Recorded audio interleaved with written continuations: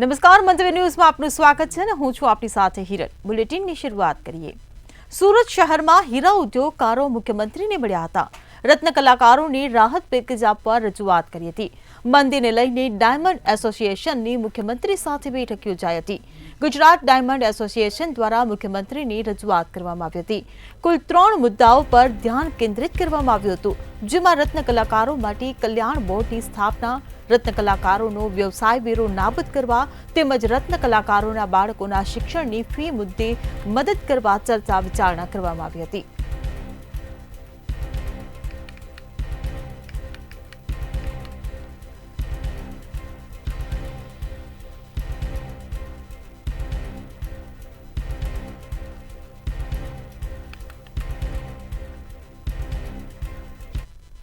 છેલ્લા 3 વર્ષથી હીરા ઉદ્યોગમાં મંદીનો માહોલ જોવા મળી રહ્યો છે। એટલું જ નહીં, આ મંદીને કારણે કેટલાક રત્ન કલાકારોએ ક્યાંક આપઘાત કરી લીધો છે તો ક્યાંક વ્યવસાય બદલવાની ફરજ પડી છે।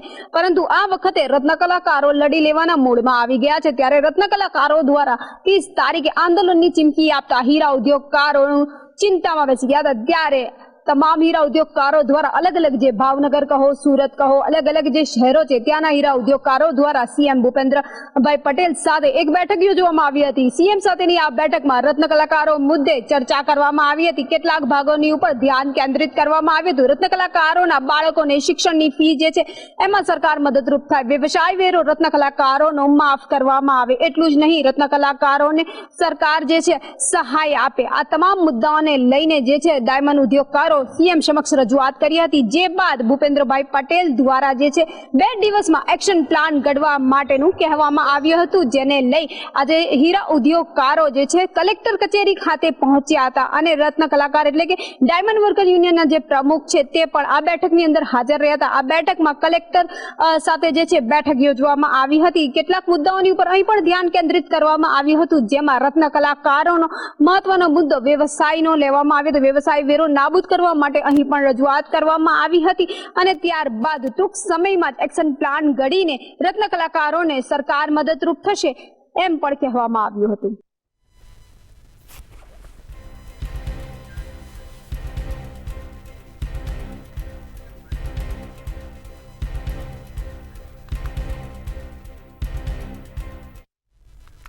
કચ્છમાં રાપરના બેલામાં 13 વર્ષીય કિશોરની છરીના ઘા મારીને હત્યા કરવામાં આવી છે। મોબાઈલ ગેમને કારણે પ્રવીણ રાઠોડ નામના કિશોરની હત્યા કરાઈ હોવાની આશંકા છે। 3 કિશોરે છરીના ઘા ઝીકી મોતને ઘાટ ઉતારતા ચકચાર મચી છે। કિશોરને ગળા તેમજ પેટના ભાગે ગંભીર ઇજાઓ પહોંચી હતી। કિશોરને સારવાર મળી તે પહેલા જ તેનું મોત નીપજ્યું હતું, જ્યારે હત્યાના 3 આરોપીઓને રાઉન્ડ અપ કરવામાં આવ્યા હતા। આરોપીઓમાં મૃતકના 2 કૌટુંબિક ભાઈઓ હોવાનું જાણવા મળ્યું છે। ત્યારે પોલીસે હત્યા પાછળના કારણો જાણવા તપાસનો ધમધમાટ શરૂ કર્યો છે।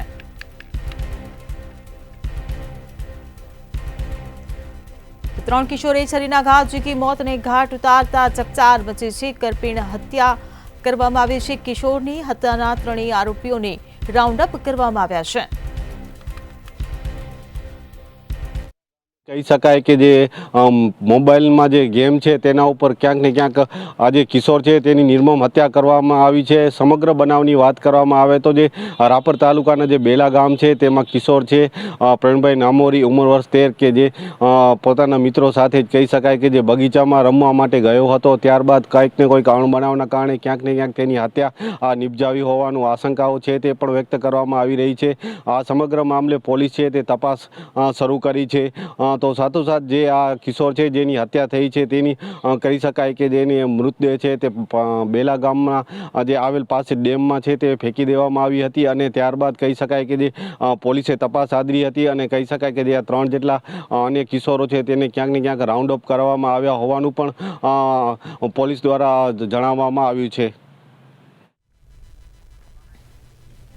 તો કચ્છમાં રાપરના બેલામાં કિશોરની હત્યા કરી દેવામાં આવી છે। આ કરપીણ હત્યાથી સનસનાટી મચી ગઈ છે। ત્યારે 13 વર્ષીય કિશોરની છરીના ઘા મારીને હત્યા કરાઈ। ભાવનગર શહેરમાં વધુ એક અપહરણ અને દુષ્કર્મની ઘટના ઘટી છે। ઘોઘા રોડ પોલીસમાં અપહરણ અને દુષ્કર્મની ફરિયાદ નોંધાઈ છે। 4 ઇસમોએ યુવતીનું અપહરણ કરી દુષ્કર્મ આચર્યું હતું। મદદગારી કરનાર શખ્સો સહિત 4 વિરુદ્ધ પોલીસ ફરિયાદ નોંધાઈ છે। મનસુખ મકવાણા, મુકેશ મકવાણા, પિન્ટુ મકવાણા તથા અન્ય એક અજાણ્યા શખ્સ સામે ફરિયાદ નોંધાઈ છે. પોલીસે દુષ્કર્મ તથા અપહરણની કલમો હેઠળ ગુનો નોંધીને વધુ તપાસ હાથ ધરી છે. તો ભાવનગર શહેરમાં વધુ એક અપહરણ અને દુષ્કર્મની ઘટના સામે આવી છે. ઘોઘા રોડ પોલીસમાં અપહરણ અને દુષ્કર્મની ફરિયાદ નોંધાઈ છે. 4 ઇસમોએ યુવતીનું અપહરણ કરી દુષ્કર્મ આચર્યું. હજી ચોક્કસ એક જ મહિનામાં ભાવનગર પંથકમાં ત્રીજી દુષ્કર્મની ઘટના છે તે સામે આવી છે. આ ઘટનાની અંદર દુષ્કર્મ તેમજ અપહરણને લઈને 4 વ્યક્તિ વિરુદ્ધ ફરિયાદ નોંધાવવામાં આવી છે. પોલીસ પાસેથી મળતી માહિતી અનુસાર Bhavnagar Ghogha road police station વિસ્તારમાં રહેતી મહિલાને મહિલા કોલેજ પાસેથી તેમના માતા પિતા આવ્યા છે તેમ કહીને બોલાવવામાં આવ્યા અને ત્યાંથી એક કારની અંદર તેમનું અપહરણ કરવામાં આવ્યું હતું અને ત્યારબાદ તેમને એરપોર્ટ રોડ ઉપર અવાવરી જગ્યામાં લઈ જવામાં આવી હતી અને ત્યારબાદ તેમની સાથે દુષ્કર્મ આચરવામાં આવ્યું અને ત્યારબાદ આ જે અપરાધીઓ છે તેમને કહી શકાય કે જે મહિલા છે ભોગ બનનાર તેમના પ્રાઇવેટ પાર્ટ ઉપર મરચું પણ ભભરાવવામાં એટલે કે મરચું લગાવીને તેમની સાથે કહી શકાય કે તેમને અસહ્ય પીડા પણ આપવામાં આવી હતી. સમગ્ર ઘટનાની અંદર મહિલાએ ત્યારબાદ જે 4 શખ્સો છે તેમથી છૂટીને તેમના વકીલને ફોન કર્યો હતો અને તેમને 108 દ્વારા ભાવનગર શહેરની સલટી હોસ્પિટલ ખસેડવામાં આવી હતી અને જ્યાં આગળ પોલીસને જાણ થતાં પોલીસ કાફલો પણ પહોંચ્યો હતો અને તેમનું નિવેદન લીધું હતું. મહિલાએ નિવેદનમાં જણાવ્યું હતું કે તે પોતે ડિવોર્સિસ છે અને અગાઉ તેમને કોઈ યુવક સાથે પ્રેમ સંબંધ બંધાણો હોય અને તે પ્રેમ સંબંધની દાજ રાખીને તેમની પત્ની છે તેમનો ભાઈ દ્વારા આ કૃત્ય કરવામાં આવ્યું છે. મનસુખ મકવાણા, મુકેશ મકવાણા અને પિન્ટુ મકવાણા તેમજ અન્ય એક અજાણ્યા શખ્સ દ્વારા કહી શકાય કે આ જે સઘન જે કૃત્ય છે તે કરવામાં આવ્યું છે. હાલ તો ભાવનગર પોલીસે મહિલા છે તેમની ફરિયાદ નોંધીને પોલીસે અપહરણ અને દુષ્કર્મની ઘટનાને ફરિયાદ અંતે આ જે 4 શખ્સો છે તેને ઝડપી કાઢવા માટે તજવીજ હાથ ધરી છે.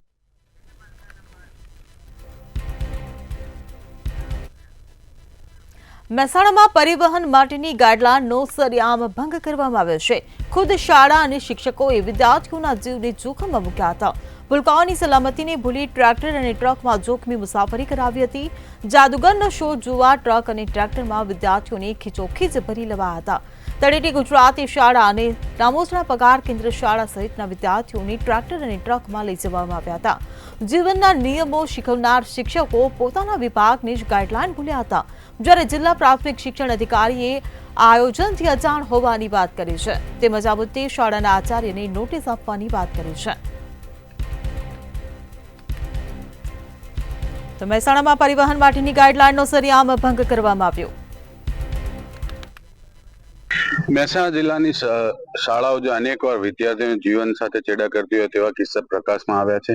આ સંજોગોમાં મહેસાણા શહેરના ટાઉન હોલ ખાતે જાદુગરનો શો જોવા નિહાળવા માટે જે બાળકોને જીવના જોખમ મૂકી અને ઘેટા બકરાની જેમ જે વાહનોમાં ભરીને લાવવામાં આવ્યા હતા એવી રીતે વાહનોમાં ભરીને વિદ્યાર્થીઓને જાદુગરનો શો જોવામાં લાવવામાં આવ્યા હતા અને મહેસાણા આસપાસની તળેટી અને રામોસણા પ્રાથમિક શાળાઓના જે બાળકો હતા તેઓને બાળકોને મિની ટ્રકો અને ટ્રેક્ટરોમાં ઘેટા બકરાની જેમ ભરીને મહેસાણા ખાતે ટાઉન હોલમાં લાવવામાં આવ્યા હતા અને જે શિક્ષણ વિભાગની નિયત કરેલી પરિવહનની ગાઈડલાઈનના સરેઆમ ભંગ કરવામાં આવ્યો હતો અને સાથોસાથ માલસામાનની હેરાફેરી માટેના વાહનોમાં વિદ્યાર્થીઓને જાદુગરનો મુસાફરી કરાવી જીવ જોખમમાં મૂક્યા છે અને ટ્રક અને ટ્રેક્ટરમાં વિદ્યાર્થીઓને જોખમી મુસાફરી કરાવવાના મામલે આખરે પ્રાથમિક શાળાઓએ ભૂલ કરી સ્વીકારી છે. તો પ્રાથમિક શિક્ષણ અધિકારી દ્વારા કારણદર્શક પણ નોટિસો પણ શાળાઓને આપવામાં આવી છે હાલમાં. તો જી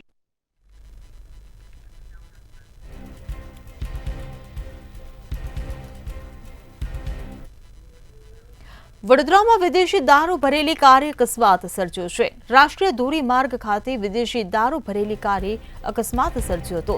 અકસ્માતગ્રસ્ત ગાડીમાંથી વિદેશી દારૂનો જથ્થો મળી આવ્યો છે. અકસ્માત બાદ વિદેશી દારૂની સ્થાનિક લોકોએ લૂંટ ચલાવી હતી.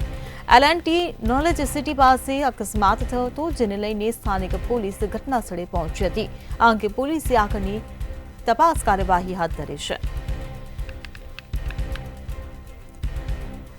તો વડોદરા શહેરમાં વિદેશી દારૂ ભરેલી કારે અકસ્માત સર્જ્યો. રાષ્ટ્રીય ધોરીમાર્ગ ખાતે વિદેશી દારૂ ભરેલી કારનો અકસ્માત સર્જાયો. અકસ્માતગ્રસ્ત ગાડીમાંથી વિદેશી દારૂનો જથ્થો મળી આવ્યો હતો, ત્યારે વિદેશી દારૂની સ્થાનિક લોકોએ પણ લૂંટ ચલાવી હતી. L&T નોલેજ સિટી પાસે આ સમગ્ર અકસ્માત બન્યો હતો. અકસ્માતને પગલે સ્થાનિક પોલીસ પણ ઘટના સ્થળે આવી પહોંચી હતી, ત્યારે દારૂની હેરાફેરી કરનાર ખેપિયાઓની ગાડી હોવાનું પ્રાથમિક અનુમાન લગાવવામાં આવી રહ્યું છે. તો અકસ્માતગ્રસ્ત ગાડીમાંથી વિદેશી દારૂનો જથ્થો મળી આવ્યો છે, ત્યારે રાષ્ટ્રીય ધોરીમાર્ગ ખાતે વિદેશી દારૂ ભરેલી કારે અકસ્માત સર્જ્યો. તો વિદેશી દારૂની સ્થાનિક લોકોએ પણ લૂંટ ચલાવી. તો આ મામલે પોલીસે આગળની તપાસની કાર્યવાહી હાથ ધરી છે. જો જરૂરથી વાત કરીએ વડોદરાના વિદેશી દારૂની કાર પલટી જવાની ઘટનાની, તો શહેરને મુંબઈ અમદાવાદનો જે ધોરીમાર્ગ જે શહેરના છેવાડે આવેલો છે, છેવાડાના માર્ગ ઉપર L&T નોલેજ સિટી પાસે એક કારમાંથી વિદેશી શરાબ મળી આવ્યો હતો. સમગ્ર બનાવની જો વિગતવાર વાત કરીએ તો આ વિદેશી શરાબ ભરેલી કાર પૂર સ્પીડની અંદર ગત રાત્રિએ અમદાવાદ તરફ જતી હતી, ત્યારે કોઈ અજાણ્યા વાહકને ટક્કરે આ કારનો અકસ્માત થયો હતો અને અકસ્માત બાદ કારમાં રહેલો જે વિદેશી શરાબનો જથ્થો હતો એ રોડ પર ઢોળાઈ ગયો હતો. અકસ્માતના પગલે જે સ્થાનિક લોકો છે અને રસ્તેથી પસાર થતા જે વાહન ચાલકો દ્વારા આ વિદેશી શરાબની બોટલો હતી એની લૂંટ ચલાવવામાં આવી હતી અને જે ગાડીના ચાલક હતા, જે અકસ્માત સર્જ્યો હતો, તે ચાલક ત્યાંથી ઘટના સ્થળેથી ફરાર થઈ ગયા હતા. સમગ્ર મામલાની જાણ કપુરાઈ પોલીસ મથકને કરવામાં આવતા પોલીસનો જે સ્ટાફ છે, સ્ટાફ ઘટના સ્થળે દોડી આવ્યો હતો અને જે વધેલો દારૂ હતો, જે પબ્લિક લઈને ભાગતી હતી, તે વધેલા દારૂનો કબજો મેળવ્યો હતો. અલબત્ત વિદેશી શરાબની જે હેરાફેરી છે એ કોઈ સ્થાનિક બુટલેગર દ્વારા હાથ ધરવામાં આવી હોય એવું પોલીસે પ્રાથમિક તપાસમાં જાણકારી મેળવી છે, પરંતુ કારના નંબરના આધારે જે ચાલક ફરાર થયો છે, એ ચાલક ફરારને અને તેના સાથીદારોને શોધવાની કવાયત પણ હાલ પોલીસ કરી રહી છે. સૌથી મહત્વની વાત એ છે કે વડોદરાનો જે આ હાઈવે છે, એ હાઈવે પર અવારનવાર વિદેશી શરાબના કન્ટેનર, ટ્રેલર્સ, ટ્રક્સ અને આ પ્રકારના ફોર વ્હીલર અનેક વાર ઝડપાય છે, ત્યારે પોલીસની ક્યાંક ને ક્યાંક આમાં રહેમ નજર હોય તેવું પણ સામે આવ્યું છે. તો અકસ્માતને પગલે સ્થાનિક પોલીસ પણ ઘટના સ્થળે આવી પહોંચી છે. અકસ્માતગ્રસ્ત ગાડીમાંથી વિદેશી દારૂનો જથ્થો ઝડપાયો, ત્યારે વિદેશી દારૂની સ્થાનિક લોકોએ પણ લૂંટ ચલાવી. તો આ મામલે પોલીસે આગળની તપાસની કાર્યવાહી હાથ ધરી છે. તો વડોદરામાં વિદેશી દારૂ ભરેલી કારનો અકસ્માત સર્જાયો હોવાની આ ઘટના સામે આવી છે.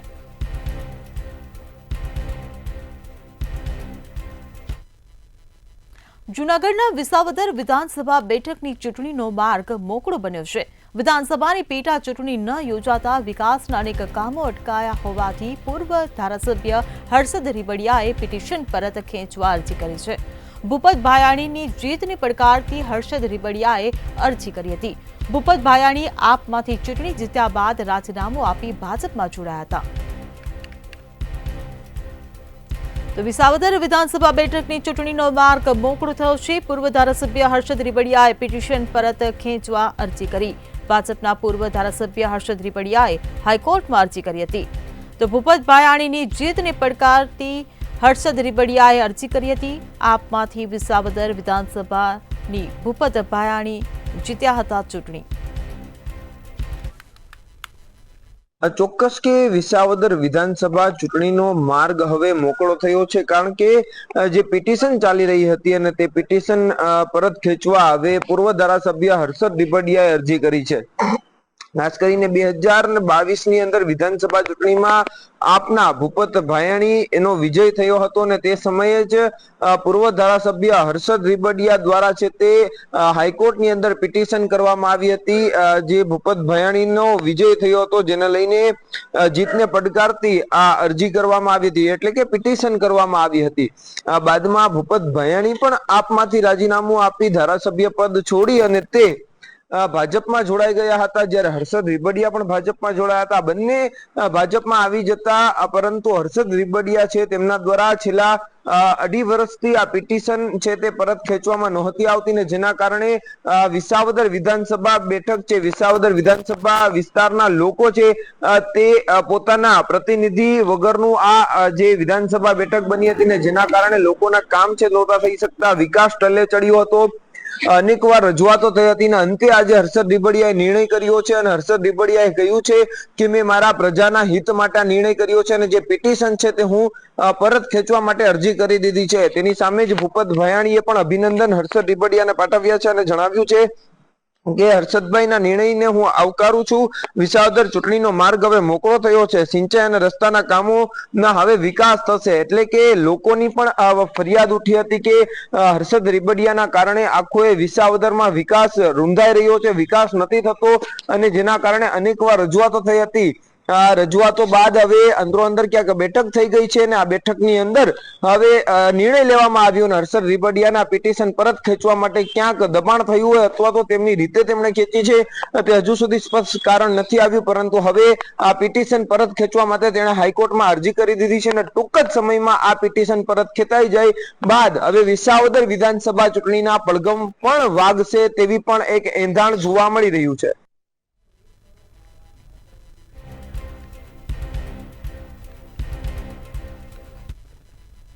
અમદાવાદમાં છેતરપિંડીનો મામલો સામે આવ્યો છે. ત્યારે અમદાવાદ પોલીસે તપાસ માટે બોલાવેલ ખાનગી સાયબર એક્સપર્ટે દેવેન્દ્ર પટેલ પોલીસ સાથે છેતરપિંડી કરી હોવાનું સામે આવ્યું છે. ત્યારે એલસીબી ટીમે કાર્યવાહી કરતા સાયબર એક્સપર્ટ આરોપી પાસેથી 33 મોબાઈલ ફોન કબજે કર્યા હતા. દેવેન્દ્ર પટેલ સામે આઈટી એક્ટ અંતર્ગત ગુનો નોંધી વધુ તપાસ હાથ ધરવામાં આવી છે. જી ચોક્કસપણે કહી શકાય કે સલાહ આપતી પોલીસ જ હવે છેતરપિંડીનો ભોગ બની છે. કહી શકાય કે આમ તો પોલીસ છેતરપિંડીનો ભોગ બની છે તો આમ જનતાનું શું થતું હશે તેવા અનેક સવાલો છે તે ઊભા થઈ રહ્યા છે. સાથે જો વાત કર્યા જઈએ તો તપાસ માટે મોબાઈલ ખાનગી સાયબર એક્સપર્ટ કરી ઉઠોતરી અને સાથે જો વાત કરવા જઈએ તો સાયબર એક્સપર્ટ દેવેન્દ્ર પટેલે 48,03,000 SUT કન્સલ્ટી ટ્રાન્સફર છે તે કર્યા હતા અને એલસીબીની ટીમે જ્યારે દરમિયાન 33 મોબાઈલ કબજે લીધા હતા અને કબજે લીધા બાદ ફોનની તપાસ કરતા દેવેન્દ્ર પટેલે જ પોલીસને છેતરપિંડી છે તે કરી હતી. સાથે જો વાત કરવા જઈએ તો કબજે લીધેલા મોબાઈલ દેવેન્દ્ર પટેલ જોડેથી મોબાઈલ લાવવામાં આવ્યો હતો અને દેવેન્દ્ર પટેલ આરોપીએ 41 લાખ જે છે તે ટ્રાન્સફર કર્યા હતા. સાથે જો સાયબર એક્સપર્ટ દેવેન્દ્ર પટેલને હાલ તો મણિનગર પોલીસ સ્ટેશનમાં ખસેડવામાં આવ્યો છે. તેના પર ગુનો નોંધીને વધુ તપાસ છે તે હાથ ધરવામાં આવી છે. જો આવી રીતે જ પોલીસ ઉપર છેતરપિંડી થશે તો આમ જનતાનું શું થશે તેવા અનેક સવાલો છે તે પણ અહીંયા ઊભા થઈ રહ્યા છે. જી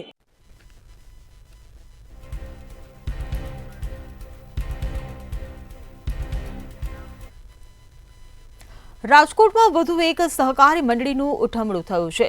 લોકોના કરોડો રૂપિયાનું ચીટિંગ કરી મંડળી ફરાર થઈ ગઈ છે.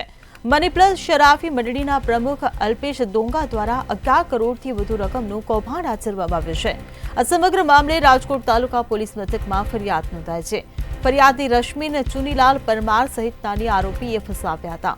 આરોપી અલ્પેશ ડોંગાએ સ્કીમ આપી તમામ પાસે એફડી કરાવી હતી. પાકતી મુદતે રકમ પરત ન આપતા ફ્રોડ થયો હોવાનું જણાવ્યું હતું. ત્યારે આ મામલો પોલીસ મથકે પહોંચતા અલ્પેશ વિરુદ્ધ ગુનો દાખલ કરવામાં આવ્યો છે. તો રાજકોટમાં વધુ એક સહકારી મંડળીનું ઉઠાવણું સંચાલક દ્વારા કૌભાંડ છે તે આચરવામાં આવ્યું અને આ વખતે કહી શકાય કે આ મંડળી સંચાલકે 11 કરોડ 8 લાખ રૂપિયાની જે કૌભાંડ છે તે આચર્યું છે.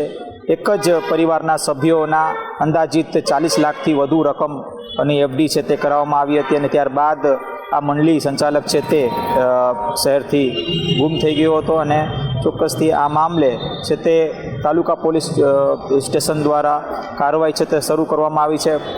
હાલ આ જે આરોપી છે અલ્પેશ ડોંગા તેની ધરપકડ છે તે કરવામાં આવી છે અને વધુ પૂછપરછ હાથ ધરવામાં આવી રહી છે. ત્યારે આ પહેલાં પણ અનેક વખત મંડળી સંચાલક દ્વારા ગેરરીતિ આચરવાની જે ઘટના છે તે સામે આવી ચૂકી છે. ત્યારે વધુ એક આ પ્રકારની ઘટના છે તે સામે આવી છે. મની પ્લસ સરાફી મંડળીના સંચાલકે આ કૌભાંડ છે તે આચર્યું છે અને કહી શકાય કે અનેક આવા જે લોકો છે તે જેઓ ભોગ બન્યા છે. હાલ પોલીસ દ્વારા ઝીણવટ તપાસ છે તે શરૂ કરવામાં આવી છે અને અલ્પેશ નામનો જે શખ્સ છે તેની પૂછપરછ થઈ રહી છે. ત્યારે જે રોકાણકારો છે એટલે કે જેઓએ મંડળીમાં રોકાણ કર્યા છે તેઓની સ્પષ્ટ માંગણી છે તેમના જે નાણાં છે તેઓને પરત મળે તે પ્રકારની કાર્યવાહી હાથ ધરવામાં આવે.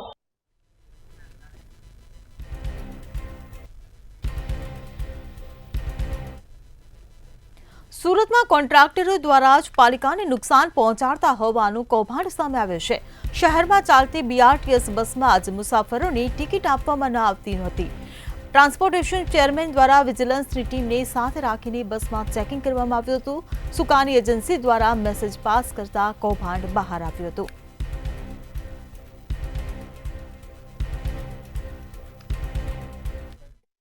હજારો લાખો લોકો સુરતમાં ચાલતી BRTS બસમાં ટ્રાવેલ્સ કરતા હોય છે. આ મુસાફરી જે છે લોકોને સરળ બનતી હોય છે, પરંતુ આ જ બસમાં ટિકિટનું કૌભાંડ સામે આવતા જે ટ્રાન્સપોર્ટ સમિતિના ચેરમેન છે સોમનાથ મરાઠે વિજિલન્સની ટીમને લઈને આ બસના પોઈન્ટ પર પહોંચી ગયા હતા અને સરપ્રાઇઝ ચેકિંગ જે છે વિજિલન્સની ટીમ સાથે ટ્રાન્સપોર્ટના ચેરમેન દ્વારા કરવામાં આવી હતી. એટલું જ નહીં, બસમાં બેસીને બસમાં તેઓ દ્વારા સફર કરીને એમાં ટિકિટ લેવામાં આવે છે કે નહીં, કઈ રીતનું આ કૌભાંડ આચરવામાં આવે છે, આ તમામની જે છે માહિતી મેળવવામાં આવી હતી અને ત્યારબાદ અહીં ટિકિટ નહીં આપી હોવાનું જાણવા મળ્યું હતું. એક નહીં, બે નહીં, પરંતુ 60 જેટલા મુસાફરોને ટિકિટ નહીં આપી હોવાનું કૌભાંડ બહાર આવતા એજન્સીને બ્લોકલિસ્ટ કરવા આદેશ આપવામાં આવ્યા હતા.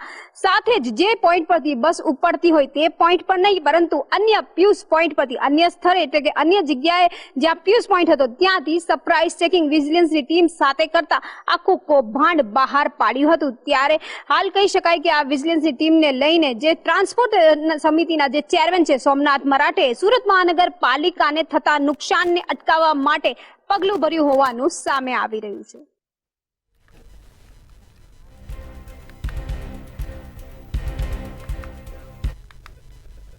ગુજરાત વિધાનસભામાં રંગોત્સવની ઉજવણી કરવામાં આવી હતી. મુખ્યમંત્રીથી માંડીને તમામ ધારાસભ્યો રંગોત્સવમાં જોડાયા હતા અને ઉજવણી કરી હતી.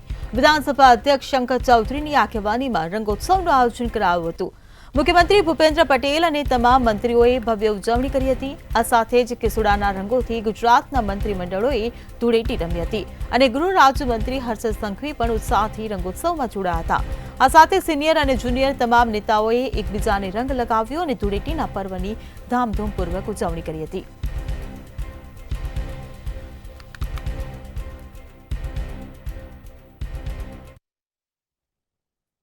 ગુજરાત વિધાનસભાની અંદર આજે રંગોત્સવનું કાર્યક્રમનું આયોજન કરવામાં આવ્યું હતું. વિધાનસભા અધ્યક્ષ દ્વારા આયોજિત આ કાર્યક્રમની અંદર મુખ્યમંત્રી ભૂપેન્દ્રભાઈ પટેલથી માંડીને તમામ કક્ષાના મંત્રીઓ તેમજ ભાજપના તમામ ધારાસભ્યો રંગોત્સવમાં જોડાયા હતા. વિધાનસભા કેમ્પસની અંદર આ રંગોત્સવની અંદર રંગોના કેસુડાના ફૂલ તેમજ ગુલાલથી એકબીજાને રંગોની છોડો ઉડાડી હતી અને શુભકામનાઓ પાઠવી હતી. પ્રતિવર્ષ આ કાર્યક્રમ આયોજિત કરવામાં આવતો છે. બજેટ સત્ર દરમિયાન આવી રહેલા હોળી પર્વ અંતર્ગત આ કાર્યક્રમનું ખાસ આયોજન કર્યું હતું. આ કાર્યક્રમની સાથે સાથે આદિવાસી લોક નૃત્યને પણ સ્થાન આપવામાં આવ્યું હતું. વિવિધ પ્રકારના વાદ્યો સાથે રંગોત્સવની શરૂઆત કરવામાં આવી હતી.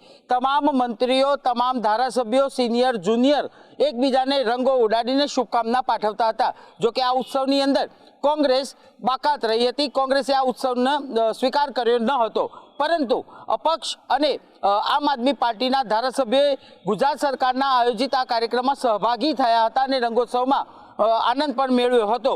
આ ઉપરાંત આ રંગોત્સવની અંદર એક વિશેષ ભોજનનું પણ આયોજન કર્યું હતું. સૌ નાત જાત ના ભેદભાવ વિના એક સાથે ભોજન પણ કર્યું હતું. રંગોત્સવની અંદર જો જોવા જઈએ તો પત્રકારોને પણ મંત્રીઓ સાથે રંગોત્સવની અંદર રંગોની છોડો ઉડાડી હતી. ખાસ કરીને ગૃહ રાજ્યમંત્રી હર્ષ સંઘવીએ તમામને ગુલાલ તેમજ કેસુડાના ફૂલથી રંગી કાઢ્યા હતા. એક એકને પકડીને તેમણે આ ઉત્સવ મનાવ્યો હતો.